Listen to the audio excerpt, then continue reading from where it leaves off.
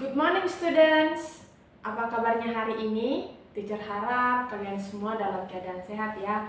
Oke, di minggu lalu di video sebelumnya kita sudah membahas tentang force and movement dan juga ada beberapa jenis-jenis movement. Masih ingat? Oke, masih ingatin ya. Yang pertama itu jenis-jenis movement adanya yang linear movement, kemudian circular movement, dan yang ketiga adalah pendulum movement. Nah, sekarang kita akan melanjutkan pelajaran kita. Silahkan dibuka bukunya.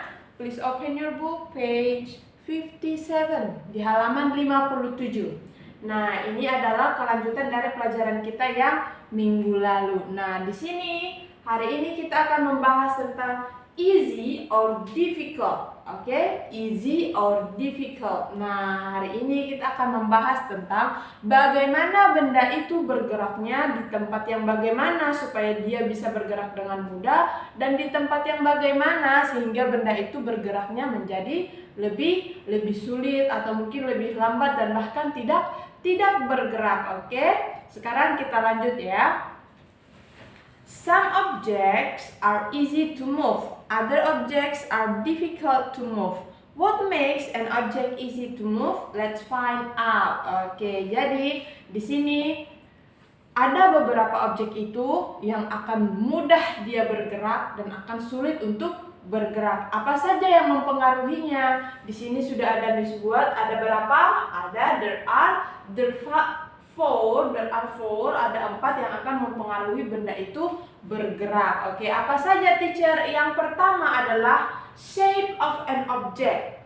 Shape of an object, kemudian weight, kemudian rough or smooth surface, dan yang terakhir rough or smooth of object. Oke, coba diperhatikan yang pertama itu shape of an object. Nah, di situ sudah ada dibuat contohnya, ada 2 ya. Satu dia ada bola dan yang satunya lagi ada kubus. Apabila kita meletakkan di meja yang satu bola dan yang satunya lagi kubus, kemudian kita meletakkan lalu kita dorong benda tersebut, kira-kira benda yang mana yang bergeraknya akan lebih mudah? Apakah yang bola atau yang kubus tadi? Tentunya perhatikan di sini ada contohnya ya. Kalau kita melakukan seperti ini, we push the ball, kita menekan bolanya dan dia akan bergerak lebih cepat dibanding dengan kubus. Kalau kubusnya kita dorong seperti ini, dia tidak akan mudah untuk bergerak, dia akan lebih sulit. Jadi yang pertama itu adalah bentuk. Dia mudah bergerak atau susahnya bergerak itu ditentukan oleh bentuk dari benda tersebut. Itu yang pertama ya. Kemudian yang kedua, weight of an object. Nah, yang kedua ini adalah berat dari benda itu sendiri. Contohnya, apabila kita ingin merubah tempat sebuah meja dan kemudian ada kursi, kira-kira yang mana akan lebih mudah kita gerakkan atau kita pindahkan? Apakah meja atau sebuah kursi seperti yang ada di gambar ini ya?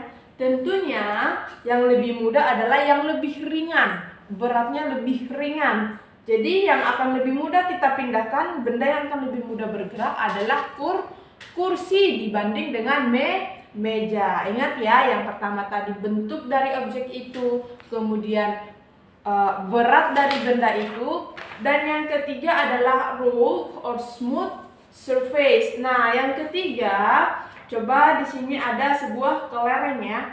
Kelereng, coba kalian gelindingkan kelereng itu di atas lantai dan yang satunya lagi di atas pasir. Kira-kira mana yang akan lebih mudah bergerak? Apakah yang di atas lantai atau yang di atas pasir? Tentunya yang kita gelindingkan di lantai. Dia akan bergerak lebih mudah, dia akan bergerak dengan mulus, beda dengan yang di pasir. Jadi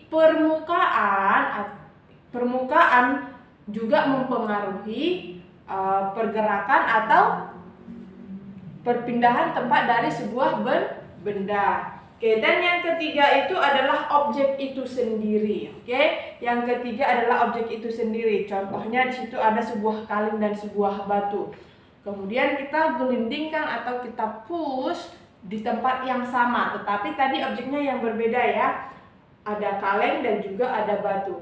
Kalau ini kita bandingkan, pastinya yang akan easy to move adalah yang kaleng dibanding dengan batu. Oke, jadi untuk hari ini kita hanya membahas ini saja. Bagaimana sebuah benda itu, apa saja yang mempengaruhi dia untuk bergerak. Ingat, yang pertama itu adalah bentuk dari benda itu, kemudian beratnya, kemudian medianya, oke, dan yang terakhir itu adalah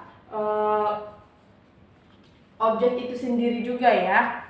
Nah, selanjutnya untuk tugas kita nantinya teacher akan kirimkan di classroom. Silahkan dibuka di classroom kita dan mengerjakan tugasnya tepat waktu. Oke, if you have some question or maybe it's not clear for you, mungkin teacher masih bingung ini yang bagaimana sih teacher? Boleh bertanya kepada teacher, silahkan WA teacher atau komen di classroom kita juga bisa. Nanti akan teacher lihat juga ya. Oke, untuk hari ini I think enough for today. Thank you for your time. See you for the next meeting and bye-bye.